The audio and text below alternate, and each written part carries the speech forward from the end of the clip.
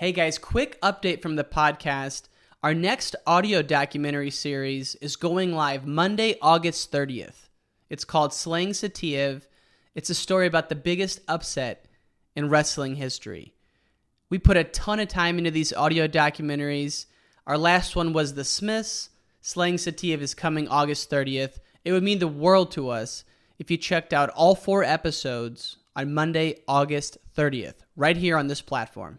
They announced it 3 hours before, and they showed it. The SUV is for the champ, Harley Davidson's for the second, and they had a rug and a camcorder and something else for third. And once I made the finals at 10 a.m., between 10 to 6, I had over 90 people wanted to buy my Harley Davidson. We can endure anything and adapt and pivot and change.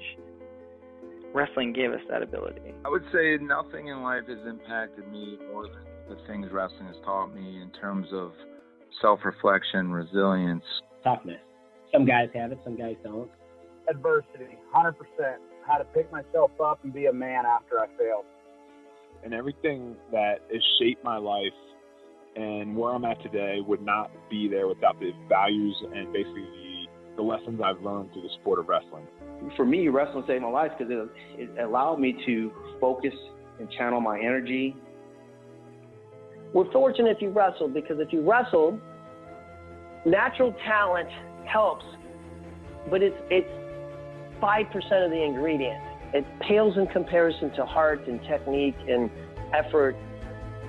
It humbled me, taught me humility. Nothing can humble you more than wrestling. I think it's the learning to adapt, right? You learn how to adapt, you learn how to solve problems. You know, if I look back at my time I spent wrestling, if it gave me one thing more than anything else, it's mental toughness. Ladies and gentlemen, welcome back to the Wrestling Changed My Life podcast. This is your host, Ryan Warner. Our guest today is a Greco-Roman legend, Iranian-born Matt Ghaffari, 4-time world medalist. He got second in 91, third in 95, took home a silver at the 96 games in Atlanta, and then second in 98. This podcast is full of stories from Matt's travels abroad, training with the great Karelin, and an epic trip to Siberia in 1995 that I'm not even going to spoil anything that happens in this story. It's mind-blowing. Check it out for yourself, folks. I hope you enjoy this episode. Fan of the Week goes to David Bartlett Bates. David said that Wrestling Changed My Life is one of the best podcasts on the internet. Thank you, David. You're too kind with your words, and we greatly appreciate it. As always, folks, Wrestling Changed My Life is proudly presented by Spartan Combat. Spartan Combat is now accepting requests for custom team orders for this upcoming season. Go to SpartanCombat.com for all your custom team apparel needs. And that's it, folks. Let's get to the interview with the great Matt Ghaffari. So, Matt, you were initially born in Iran. Is that right? Correct. What was childhood like in Iran? Do you have any memories of growing up there? Yeah, wrestling was number one sport. I had 2 little brother and 1 baby brother, but it was always 2 against me, and we broke a lot of furniture. We'd just be brawling and trying to wrestle. You know, you got baseball and football on TV here. Over there, wrestling's on TV every night, and different clubs. It's no high school or college. So basically, it's neighborhoods versus neighborhoods, cities versus cities. So is the club European style or Asian style is clubs. So. And were your parents athletes? No, my dad always played basketball. We had a basketball hoop, and so we have recreational, not professional. No. And so you guys got into wrestling, and when did you start getting serious with it? I think my first year when I hurt my knee, I had knee surgery. I kind of had something to prove to come back in high school. Very late bloomer. I didn't pick up, I wrestled 11th grade my first year, novice tournament, and I won it. And the only reason I won it because the guy hit me in my nose, I stopped bleeding. they said I just hold him down. I didn't even use a move. I just sat on his chest and pushed his neck down. But so you didn't wrestle competitively or organized wrestling in Iran when you were a kid? No. Interesting. No, I wrestled in Paramus High School my first year. My photography teacher, black and white photography, was a wrestling coach. He told me he would give me an A if I come out for wrestling. That is awesome. I want to talk, is that Coach Savage? Yeah, Bill Savage. Yeah. Bill Savage. We're going to get to him. I have to know though, how did you end up in New Jersey? Did you leave because of the revolution or what happened? Well, my grandfather was visionary. I have two, as Olympians, we never get offered to write a whole book, but like 20 of us got together and wrote a book. And there's another book about, Olympic inspiration, but I always say my grandfather was my hero. And he had 7 sons. My father had 4 sons. And 3 years before revolution, 75, he knew that he had to get the boys out of the country or they get caught in politics and war. And he bought a duplex, and him and a couple of my uncles lived on one side, and me and my dad and my family lived on one side. But in New Jersey? Yeah, he bought a house in Paramus, New Jersey. I didn't know. He could have bought a house in Canada and I'd be a Canadian wrestler. I didn't know, So did your parents come with you when you went to the U.S. or they stay in Iran? No, they came with me. Everybody migrated. And so he had the foresight to know that there was about to be big problems. The politics, the young kids get drafted for military, young kids get drafted for picking the sides. And, at 14, 15 years old, 10th grader, that's when things go, you get to the wrong side or the right side, depends. Yeah. So interesting that you grew up in this country where wrestling is a religion, and you found it in New Jersey, your junior year in high school. So once you got to Jersey, what was it like kind of adapting to American culture and learning the language? I had fun with it. I didn't at the beginning because you don't have confidence. You don't talk much, but I smiled a lot because in my homeroom we had girls. I came from an all boys school, never had girls in the class, and that was very unique. English as a second language was like 2 of my classes. I was in advanced algebra or calculus, advanced physics, but I couldn't do American history or psychology because of the language barrier. So they had us we had me and my brother in English as a second language, just trying to learn the basic, I want to say, skills to be able to read things like that. I think that, you had to work for it. You couldn't wait for it. That was the motto. And this was your art teacher. We're talking about the same person here, right? Yeah. Yeah. My wrestling coach. Wow. And I had read that you almost missed high school graduation because you were flying back from a tournament. What's the story behind that situation? Yeah, I wrestled at the AAU Nationals in Chicago. I took my graduation present as a airline ticket to go and wrestle. And Greco and freestyle and Junior Olympics, AAU was really exciting to me. And as soon as the medal ceremony was over, I had to get on the cab and get to airport. And I landed an hour before graduation. And my family was mad. I don't have any pictures because I walked with my caps and gowns from the airport right to marching in and then giving it all back to them. So I get the deposit, and that was it.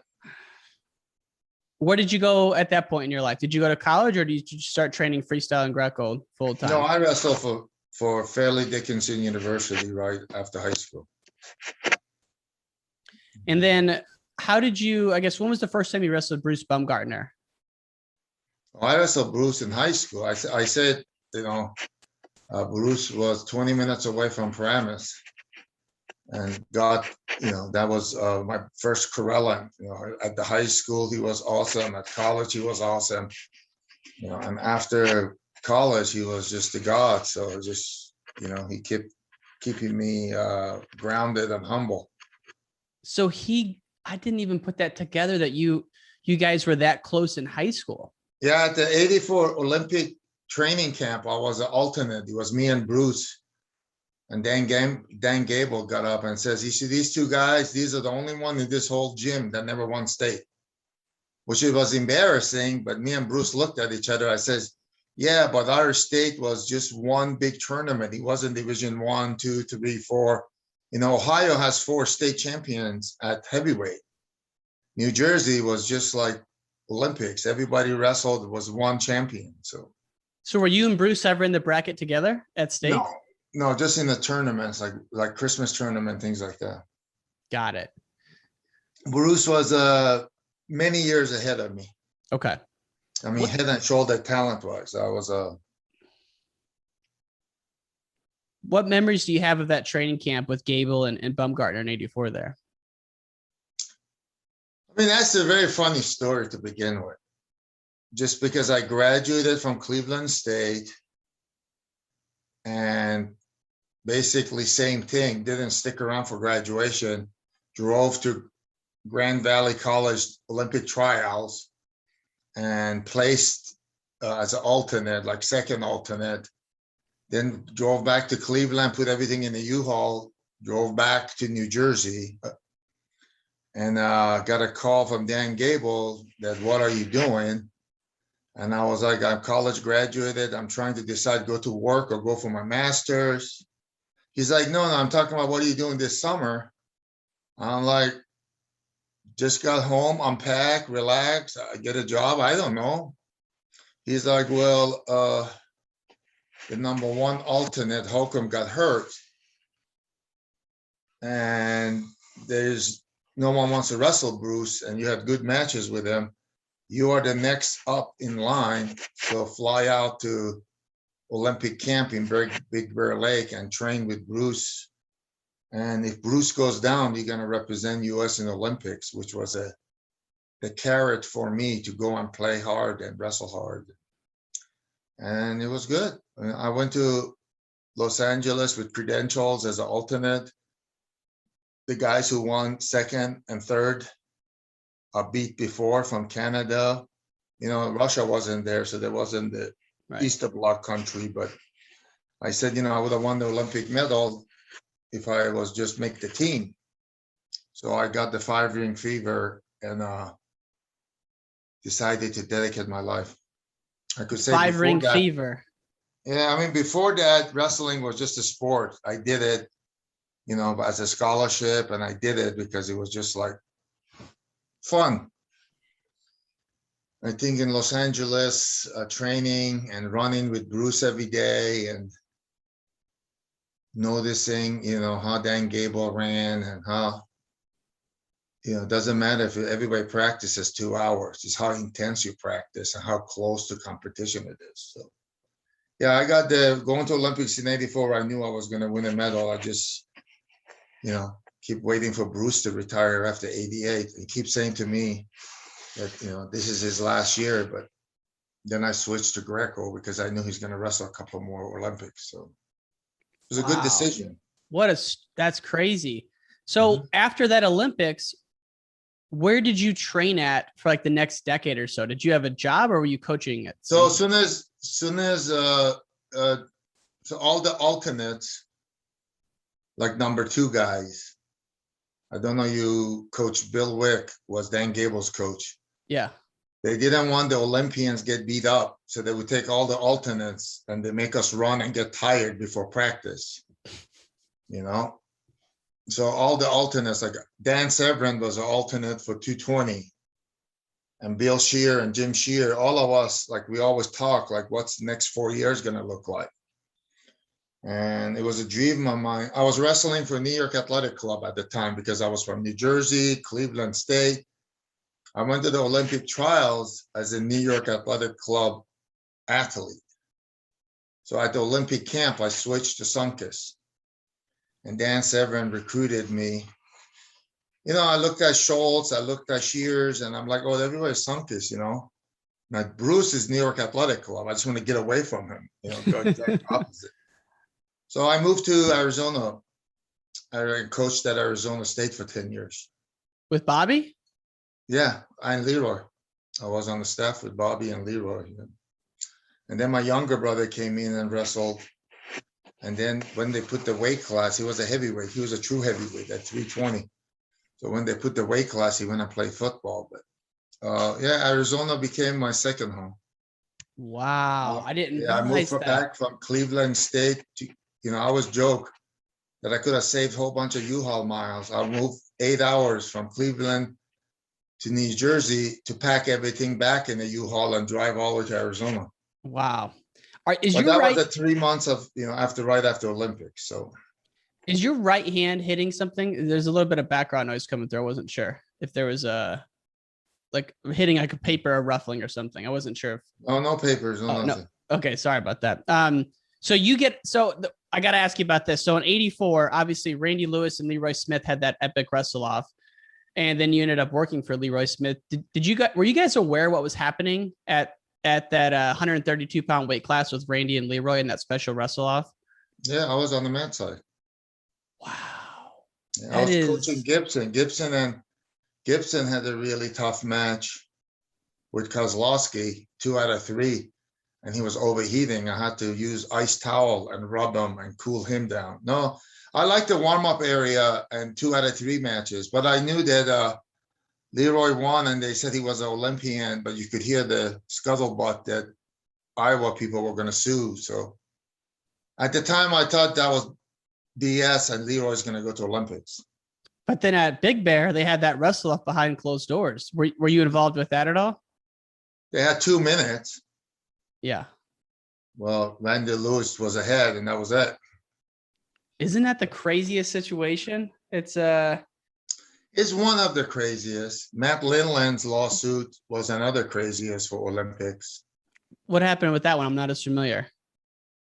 Well, he lost the Olympic trials, and then they sued and went and re-wrestled like 3 minutes.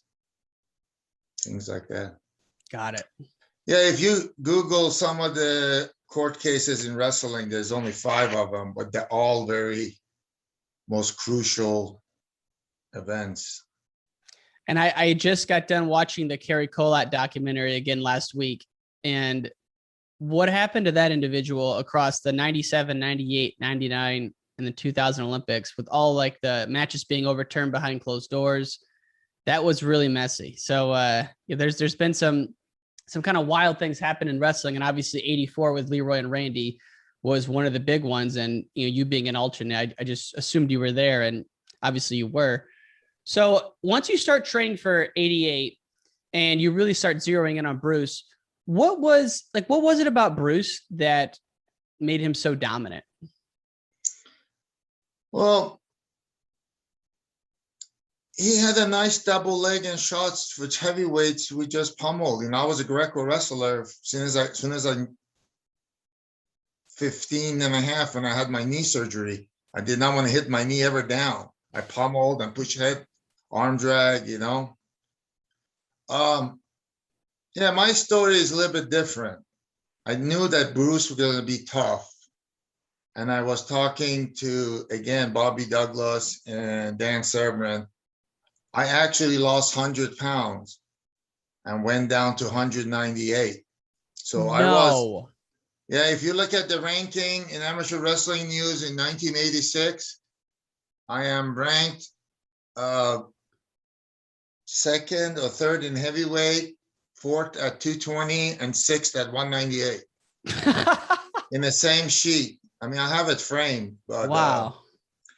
At the Olympic camp, I could beat up Bill Shear and Jim Shear, and I trained with Dan Severin. And me and Dan had very close matches, but because of my weight and height, I always came ahead. And I didn't want to take Dan's position. Dan was my best friend. So I went from heavyweight, which was 286, all the way down to 198. How did you cut that much? Yeah, just not eating and working out 4 times a day. I ate like a rabbit, but 4 times a day. yeah. And then at the 1998 World Team Trials, I lost 17 pounds the night before to make the weight. I remember my shoes were soaked with water. I had socks in my hand, and it was 100 degrees outside in Indiana. But I wrestled Dwayne Goldman, and he fireman's me, and I'd never been fireman's before because I could always sprawl. But I had this muscle and strength, but I didn't have any weight. And the thing I didn't have, which you can't teach, is quickness. Melvin Douglas ducked under me and went behind me, and I was sprawling. I was 3 seconds behind everybody. But I also wrestled Sunkist Kids at 198 that year, and then decided to just start lifting. And I always eat right and train. Never smoke or drink. And at that time, I got an idea that 198 is not going to work out. Heavyweights, Bruce, I might have to go Greco. But I had to get big and strong and learn a little bit more technique. So I'm just processing that story. That's incredible. So 88 was when you cut down to 197, it was? 1986. 86.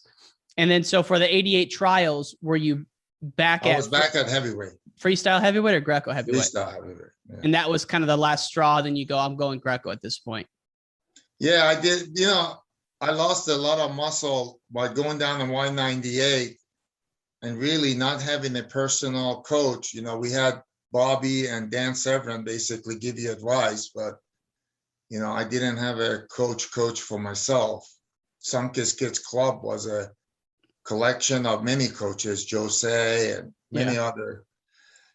So, yeah, I went to heavyweight and I placed 4th. I think Carlton Hassereg and Tom Erickson were ahead of me. Got it. That Seoul Olympics was the last straw for me. I wasn't going to buy it that Bruce going to retire. That seems like a big turning point in your life. Before that happened, though, you said you were working out 4 times a day. Give us an example of some of those workouts. Like, what would your day look like? I mean, wrestling is really easy. If you want to eat, you have to burn it off. So I couldn't eat unless I worked out. So an orange was a 15 minutes jog. The apple was a 10-minute jog. So you had everything, paced out. But in Arizona, we had a mountain called Squaw Peak. And every wrestler in Arizona State, we go as a team, we go individually, we run it up, walk it up. It just depends. So we just train before sunup. And, then weightlifting, wrestling twice, running once, and weightlifting once. So. Jeez, that's a tremendous workload.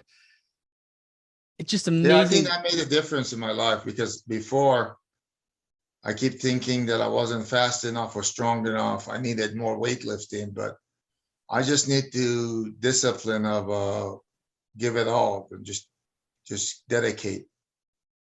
So was Bobby a motivator in that sense? Or was it something that was self-driven for you? Self-driven. Bobby thought I was crazy. Were you I'm at a college. I'm an assistant coach. Bobby wanted me wrestle freestyle and hit my knees, and I'd be wrestling a lot of young heavyweights who be going to college to do collegiate. Mm-hmm. And I had to ask them afterward to stay half an hour and go Greco before practice. So it was he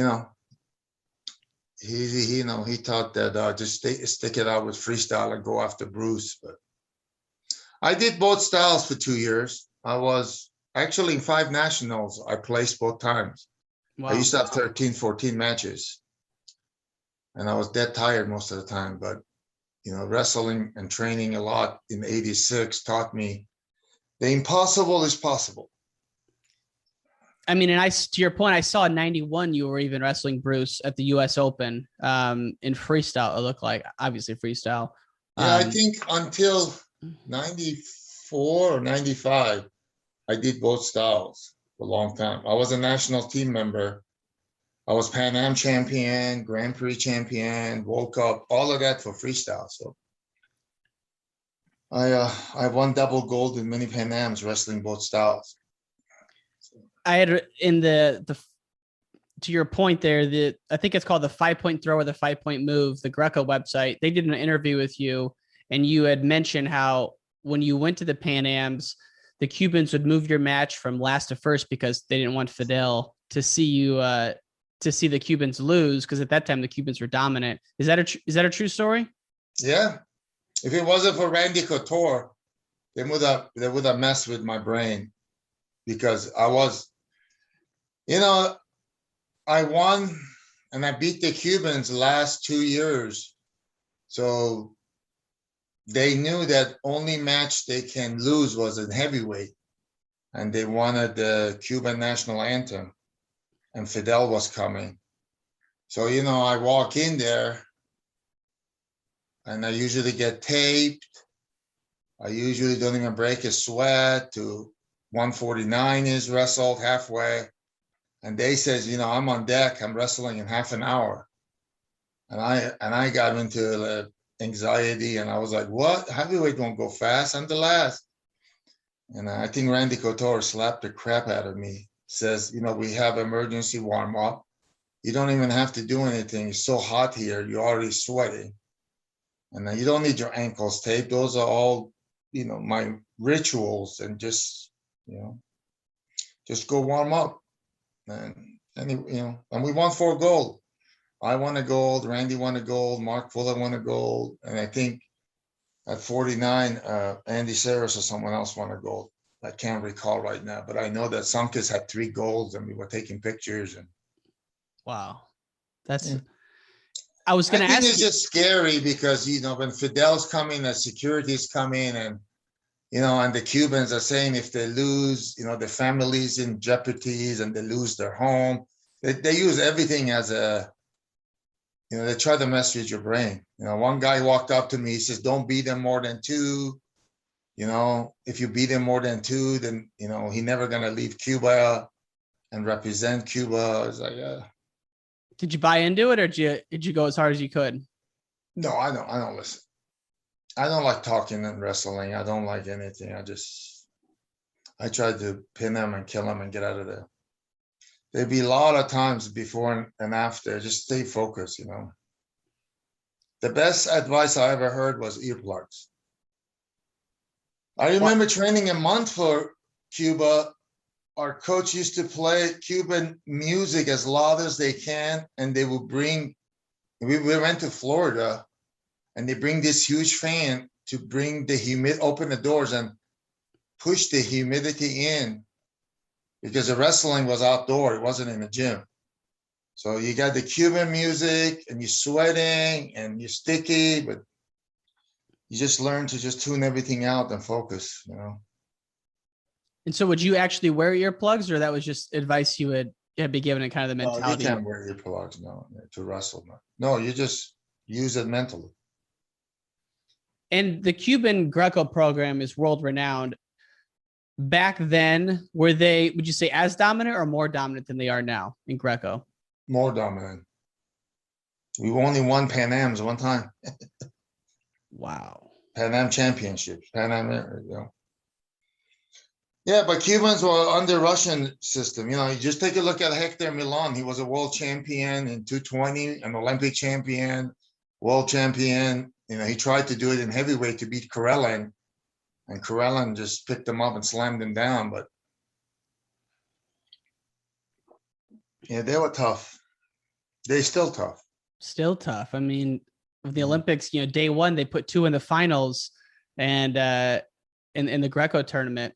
And obviously they ended up bagging a couple medals. So amazing that a country that small could produce that level of talent, when the States, obviously infinitely bigger, can't so much as muster a medal. It's like, what do you make of that situation and that paradox? Well, that's just the same as clubs, city versus city and all that. But those guys get homes and cars. So if you want to make it out of the poverty, you have to be a good athlete. I mean, Lopez or the Cuban national wrestling team do not live in Cuba. They get paid to go to Rome to train 6 weeks. They train in Bulgaria and Russia. They take their talents and make other countries better. We had the Cuban national team in Colorado Springs for many times, for months at a time. They don't have food or water or equipment, you know? So again, my information is when I was wrestling. Sure. I'm just saying that they were picked from young kids in the clubs and cities and told that, you know, if they don't dominate, they never get the houses or the cars, or they're government employees. So if they don't perform, they have to go work in a factory. Oof, and those are the things those guys would tell me, that don't beat me more than 2. You know, they take my house away. Don't embarrass me, or I can never leave Cuba. Because they like to leave Cuba so they could bring cigars and rum and sell it, you know, and bring cash back. That is crazy. They would come up to you and say that beforehand. That's those are wild times. Were you ever approached to throw a match or to give a match away back in that era? No. I mean, people would approach me to say, don't beat them so bad. I mean, I had Karelin to shoot for. That's what Baumgartner trained me. For me, if I beat the guy 10-0, I was upset I didn't pin him. You know, and my coaches told me I was the most, how do I say it, hard on myself. So if I beat the guy 10-0, I say I should have pinned him. When I pinned him, I said he was no good. Why was he in the mat with me? You know, I pinned him so fast. He was no good. He didn't give me any. So no, I had world rankings to climb. I didn't think about, when I went to a tournament, if I didn't win anything, then it was a waste of time and trip, and it was socially being a tourist. And Mike Hawk or Coach Anatoly or all my coaches, I would tell them that I'm not going. They're like, why? I'm like, oh, in Poland, they give you a keg of beer and a boombox. Those are so big to bring back. I don't want to win anything there. And then they say, what? I'm like, I win them, you carry them. And those guys end up carrying a couple of big crystals back for me, because I would say, I'm just going to forfeit. I want a kayak in Haparanda. I was like, what am I going to do with a kayak in 100 miles from Arctic Circle? I'm going to get it back to US, you know? Those are the kind of awards you would get? Huh? Those are the kind of awards? Every sponsor, these are not Olympics or Worlds. These are Grand Prix. Now they give you an envelope full of cash. But those days, if the Hoover Vacuum was sponsoring a Finland Open, you get a medal and then you get a Hoover Vacuum, which doesn't work in the US. It's 2020. So my coach's job was go in the stands and try to sell it. I won a refrigerator. Then I got a pony keg and a big samovar in Poland, and I had to give the pony keg to all the gym workers, because I was like, I don't drink beer, and I don't want to haul this back to the hotel in a taxi. You guys can have it. Have a party. Oh my gosh. Yeah, I was a popular guy when I went to countries, because, you know, like this is 80s, you know, having a camcorder, little one, was big. And they gave me one, but it wouldn't work in the US. It was European system. So I was like, oh, geez, coach, go sell it. Wow. That's wild. Of all the places you went, what's one of the trips that sticks out as just one of the most memorable? I mean, you're a world traveler, a world citizen, but there's got to be a few that stick out. I mean, some of the stories you can't tell, but some of them are world, you know, like we are trained in France, INSEP, the Olympic Sport Institute, for a couple of weeks. Then we go to the World Cup in Germany. I won the World Cup. I think Randy won silver. We did really good as a team. And we have a ticket to come back to America. Now, we've been out of the country for a good month, you know. And I get a call in my room that because the World Championships was over and the World Cup was over, the Russian Federation is creating a tournament in Siberia called Karelin Cup. The budget is $5 million. All the medals are real gold and silver. And Siberia is where the diamonds and gold comes, and you get a lapel pin from platinum. And it's for only Russians. So it's a national tournament. The champions will get a car. They all get this Mitsubishi 4-door sedans. The heavyweight, which they figured is Karelin, gets a 4x4 SUV, the biggest, you know. And I'm sitting there saying, what the hell are you telling me this for, you know? They said, well, no Russian heavyweights give this guy a match. We want you to come. I said, well, he's a Russian. I'm not a Russian national. I've been training for a month for the World Cup. I am heading back. So then the negotiation begins. What would you take for you to come? And I'm saying, I don't want to come. You know, we have tickets. It's like, well, we give you first class tickets from here to Moscow, Moscow to Siberia, Siberia back to Moscow, Moscow back to Colorado Springs. And I said, I am not coming alone. I want to bring my Sunkist teammates and my Olympic residence teammate. They're like, okay. So I'm thinking about the movie Magnificent Seven. So I'm looking at Randy, you know, don't go home. Matt Leyland, don't go home. Heath Sims, don't go home. Chris Saba, don't go home. And I think we had one more because we had, I can't recall all the names, but I picked the team and I told them, you know, this is voluntarily. This is not USA Wrestling sanctioned anything, you know. And Anatoly was my coach, Anatoly Petrosyan. So I said, Anatoly, you come and you have to negotiate in Russian. All of these guys need to get room, board, plus expenses, plus per diem, you know, like $100 so they can eat and spend money. Be a vacation. Yeah. So basically,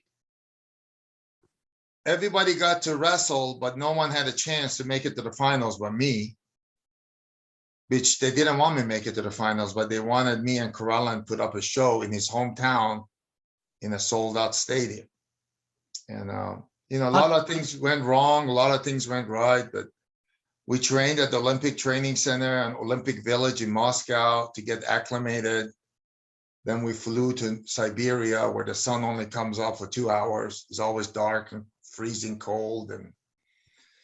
And you know, I think I had one of my best matches. I tell people it's so amazing what a 4x4 Mitsubishi does to motivate you than Olympic medal, you know. I'm thinking I could sell that for 60 grand or 50 grand in Russia.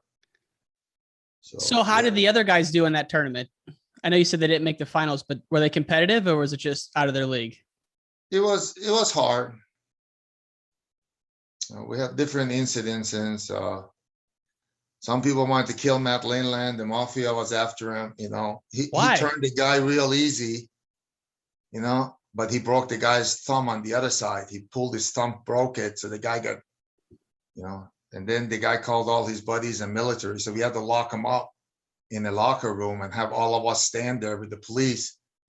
And the wrestler didn't have a chance to go in a car, and he wanted to not hurt Matt Leyland. He just wanted to kill him. Yeah, that's one of the good stories we always tell everybody. Is this Soviet Union or post 1991? No, this is post 1991. This is Karelin Cup was, I think, 95, something like that. So it's pretty crazy at this point in Russia because they had gone through a transition. Oh yeah, Matt Leyland got his hand raised. As the referee raising his hands, he's calling us from stands to come down because the other guy's calling all these guys from Russian military and Russian mafia to come up and kill Leyland. It's pretty good. And we have it all on tape, so that's the best part. No. It's like, why did he turn so easy? Oh, the guys stand up, his thumb sideways like this. So did Leyland break his thumb and then turn him, or it broke on the turn? No. Leyland's technique was he hurt you on the left side so he could attack you on the right side. Oh my God. Yeah, Leyland is a man. He won an Olympic medal with one arm. He threw his elbow out, had to wrestle with one arm, but he wouldn't give up. So when did you wrestle Karelin, in the finals? Yeah. I had to beat 3 Russians to get there, and every Russian was tough. And they wanted to pay me to lay down because they wanted to get a car or get a chance. Second place was a Harley Davidson.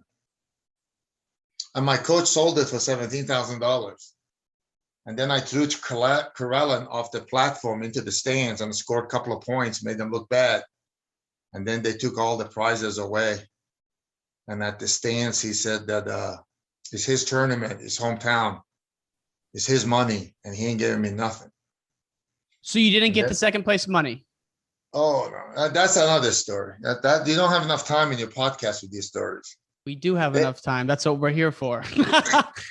Hold on a second. You make the finals. You don't get the money? You have to talk to Chris Sable, Matt Lindland, or Randy Couture.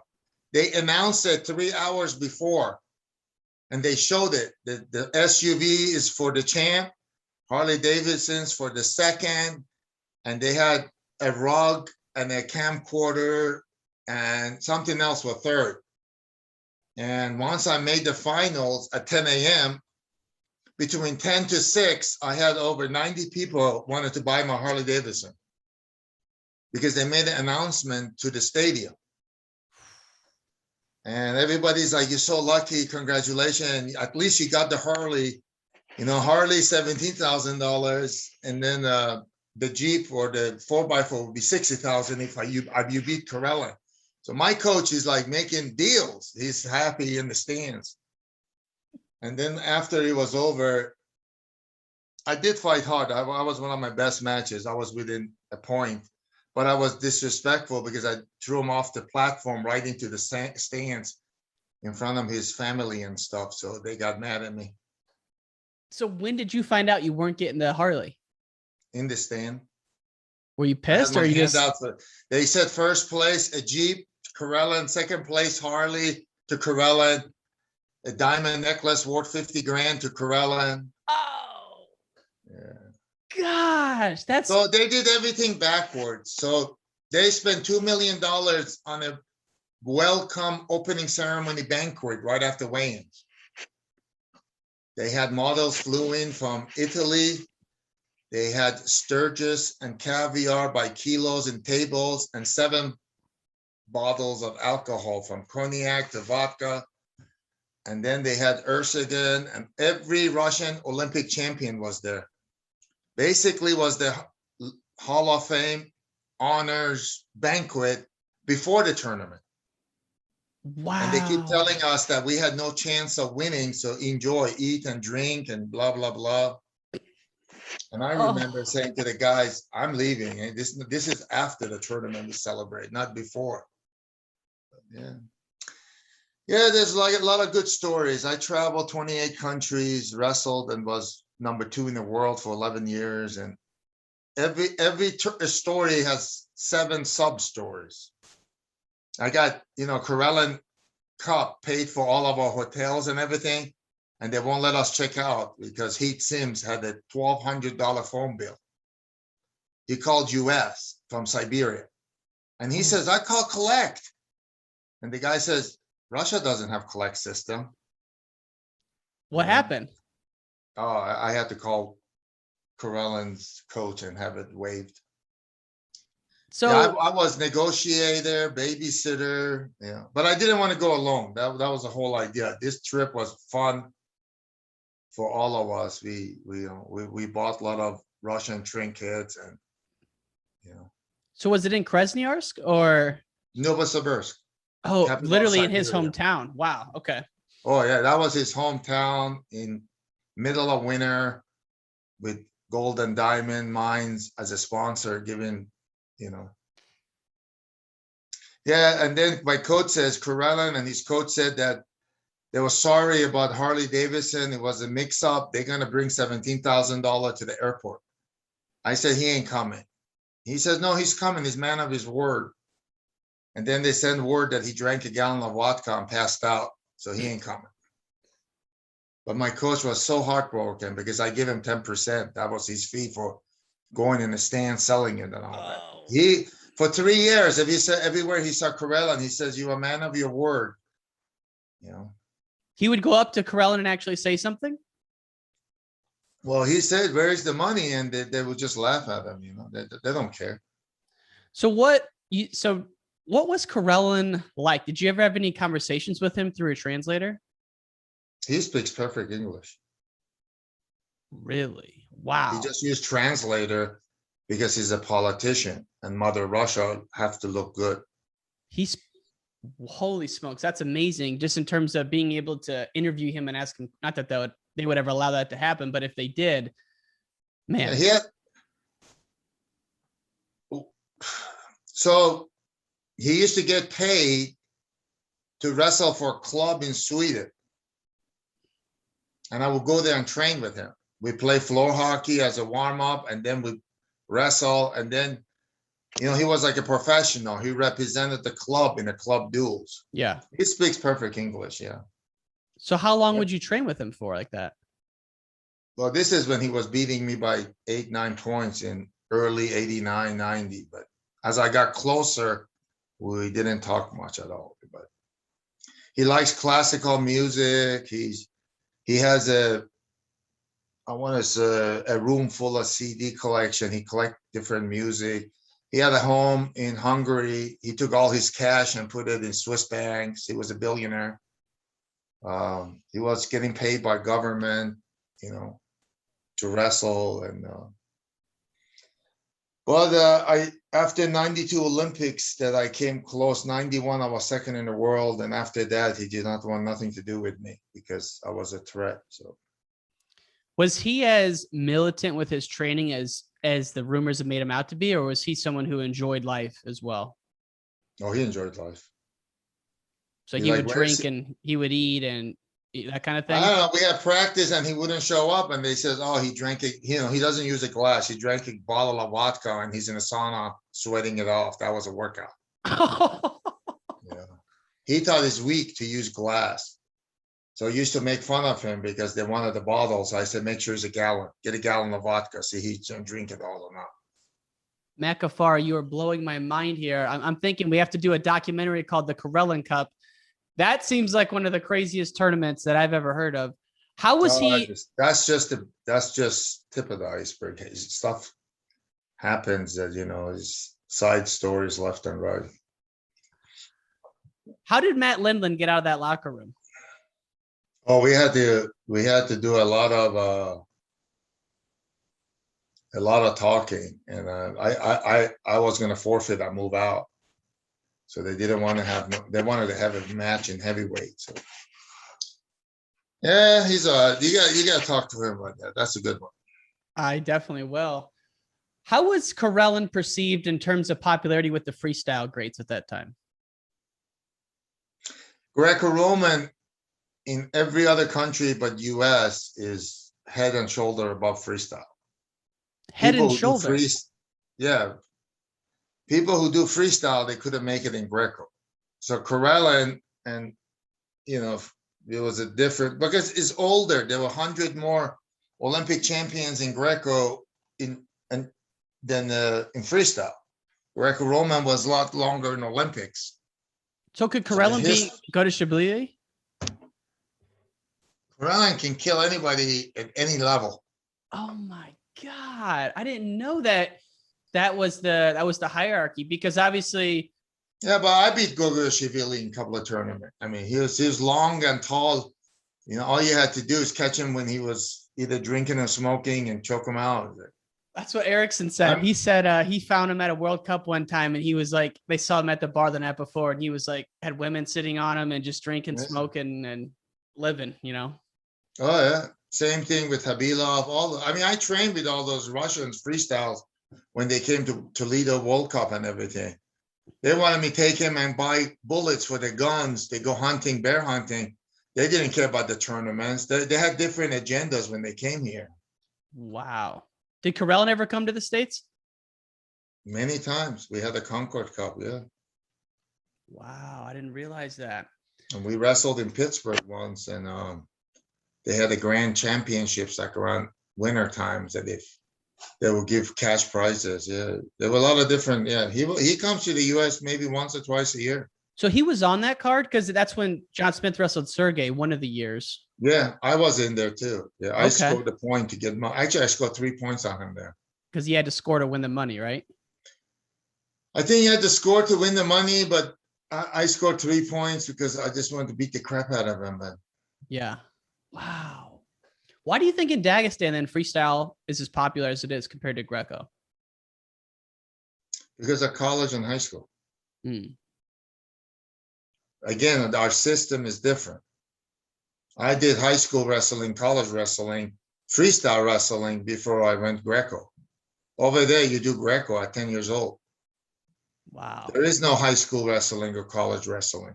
You want a scholarship, you do Greco. That's amazing. And so that explains so much. So Karelin, obviously larger than life. You start edging closer to him. And then in 96, you have an epic showdown with him in Atlanta. Talk us through that match. I mean, the big match for me was quarterfinals against Ukraine because Ukraine was second and third.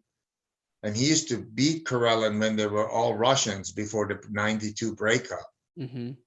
And once I beat the Ukrainian, the German in a semi was a little bit doable. I could see and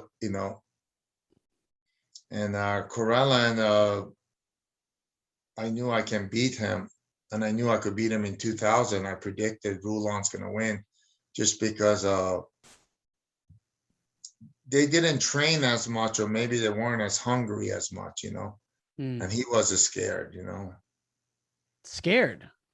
Yeah, he was scared losing in Atlanta. It was my country, my hometown, and they keep saying, why is he wrestling so hard? The coaches would tell my coach that he might reverse lift me and put me neck down and paralyze me. And why am I, just not playing nice? I mean, if you go look at some of the matches from Barcelona, the guy from Romania shook Karelin's hand and lay on his back and got pinned within 10 seconds. And I asked him why. He says, well, he had a chance for the bronze. He's not going to get hurt. And he just, gave in to Russian demands. Everybody thought he took money. And then he came back and won a bronze. He did not spend 1 ounce of energy. He shook hands and laid on his back and wait for Karelin to get on top of him. But Atlanta was very exciting for me. 95, I broke my leg and I was going to retire. I didn't go to nationals because my leg was in 3 pieces.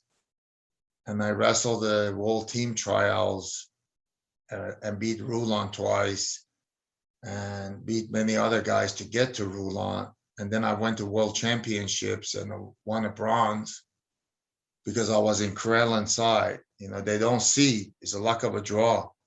You get Karelin in your side, you're bronze. You get Karelin on the other side, silver, So was your Worlds in 95 in Atlanta as well? No, that was in Prague, I think, in Budapest, Prague, Czechoslovakia, Czech Republic.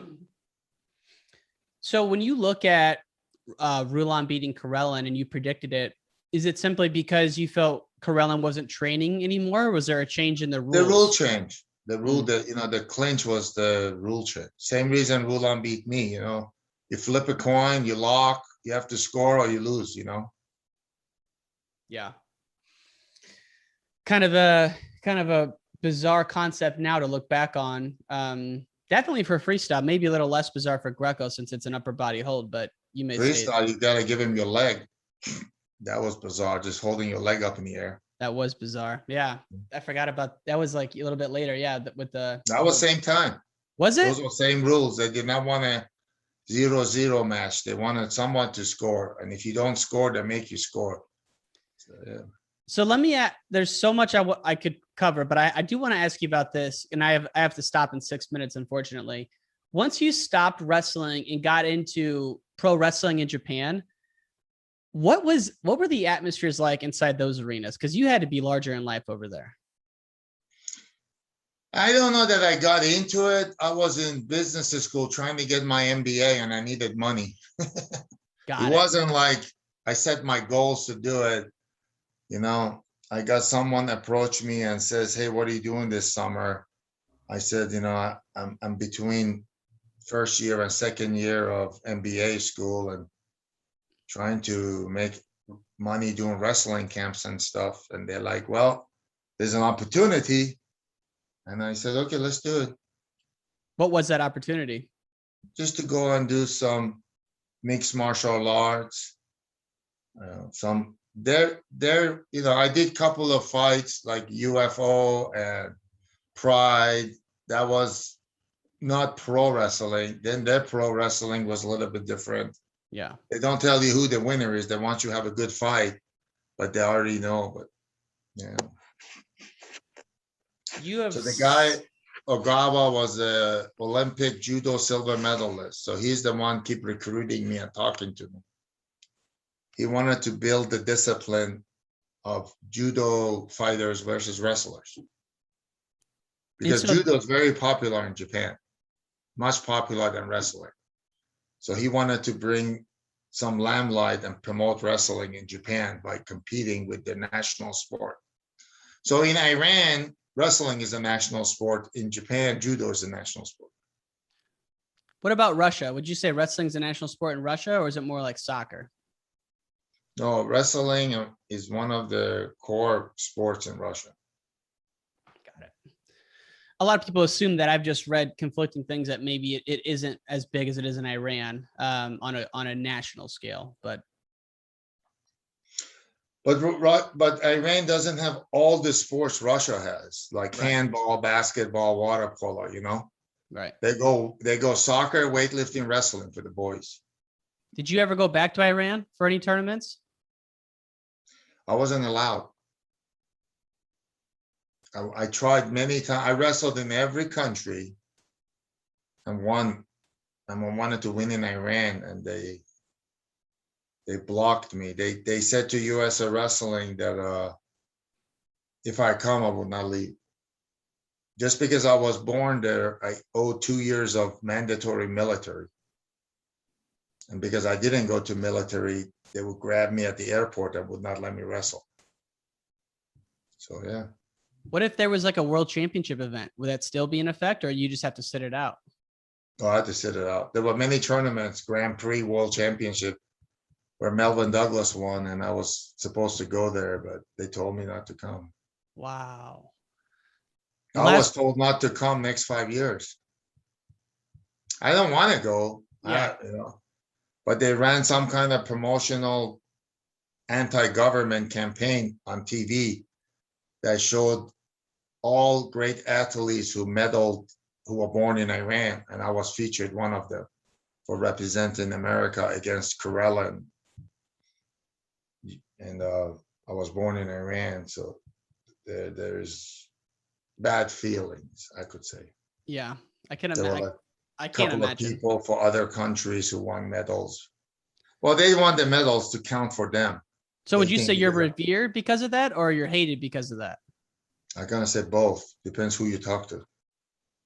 Young kids and people who don't like the government, they think I was lucky and great to leave and done good outside. People in the government thinking I should have stayed. I did this. I've been there, done many clinics for them in the House of Wrestling. I've been there. Yeah, I've been there. Again, they like me as a coach. They don't like me compete against them. Ah, okay. I thought you meant you had never been allowed back, period, but you've been Just not as No, a I've wrestler. I've been back in 2015. I went there. Wow. They wanted me to talk to the heavyweights, Greco, and then and they were, and then they said, "Oh, you were so technical. We made a mistake. We need the whole team to hear that." And then they said, "Oh, that was so good. We didn't videotape it. You need to come back and do another one, longer session." And we videotaped it. But the guy who passed away, who ran the federation, who won the gold in Atlanta, he wrestled a lot of the tournaments in Europe that I did. So I knew them well. Unbelievable. This conversation could go on for hours, but I do want to ask you this as our last question. Yeah, you're all over the board. You're not even following the timeline. You go from 86 to 96, all over. No, just kidding. You just got to follow the curiosity, man. You've dropped some amazing stories that I didn't know even existed. Last question, Lopez Karelin. Where do you think they stack up now that it's all said and done? It won't be a match. In which way? If they competed, there won't be a match. I mean, if you put Karelin on the mat against Lopez, Karelin will win with a reverse lift. Oh, wow. I thought you were going to go the other way with it. No, I watched Turkey beat him. I was at Las Vegas. Lopez is up and down. Karelin, I can never see Lopez scoring on Karelin with any move. And the way how Cubans always been submissive to the Russians because they're part of communist Russian growing up. Lopez was trying to learn from Karelin when he was a youngster. Yeah. And that was like saying you put an Iowa wrestler against Dan Gable. What do you think? Yeah. It won't be a match. Matt Ghaffari, I cannot thank you enough, sir, for your stories and your time today. This has been a lot of fun. Thank you again. We wish you nothing but the best, and it's been a real pleasure for coming on the show problem. and chatting. Thank you. Thank you. Thank you. Take care. And that's the end of this episode of Wrestling Changed My Life. Thank you to our sponsor, Spartan Combat. And coming Monday, August 30th, we will be releasing our next audio documentary series. It's called Slaying Satiev. It's a story about the biggest upset in wrestling history that took place at the 2000 Olympics. We put a ton of time into these audio docs, so it would mean the world to me if you would check out Slaying Satiev on Monday, August 30th, right here on this platform. Peace!